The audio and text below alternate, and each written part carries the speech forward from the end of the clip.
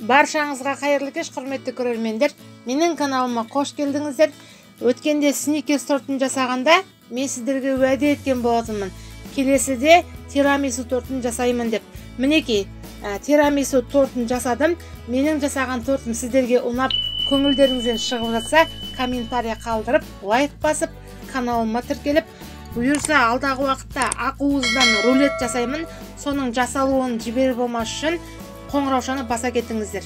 Видеоны соңына дейін тамашалаңыздар. Жұмыртқаны сары уызы мен ақ уызынан бөліп, әр қайсысына қант саламыз.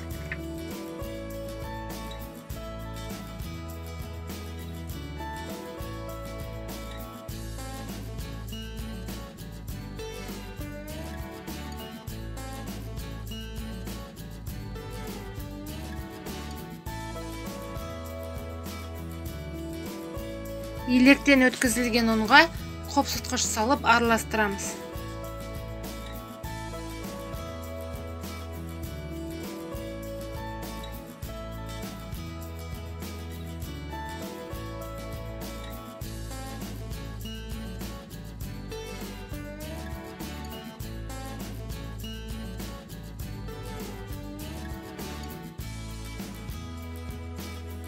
Миксердің ең төменгі жылдамдығымен араластырамыз.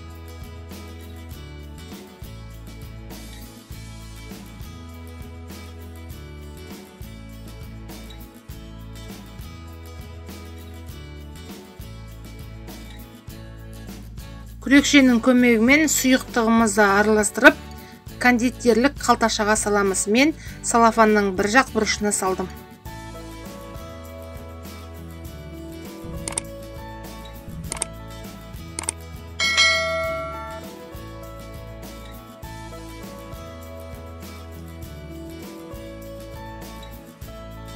Қайнаған суымызға кофеміз бен қантымызды салып, араластырып, суығанын күтеміз.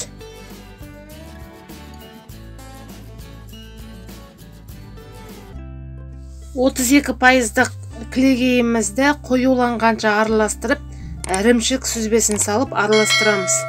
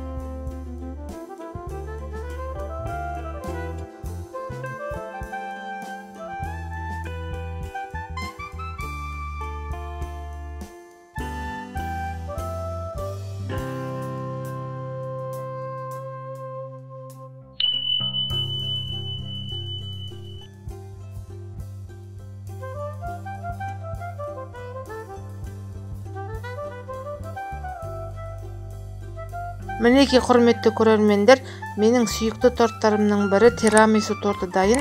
Менің жасаған тортым сіздерге ұнап, көңілдеріңізден шығып жатса, комментария қалдырып, каналыма тіркеліп, лайк басып, қоңыраушаны басып, менің бұйырса алдағы уақыттағы видеоларымды жіберіп болмаңыздар.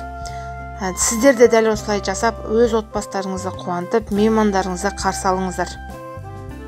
Қарасаң көзің тоймайтын әдемілікті бұзудың өзі қиынға соқты, бірақ мен сіздер үшін бір тілімін көрсетпекпін. Тирамису тортым сондай нәзік әрі өте дәмді болып шықты.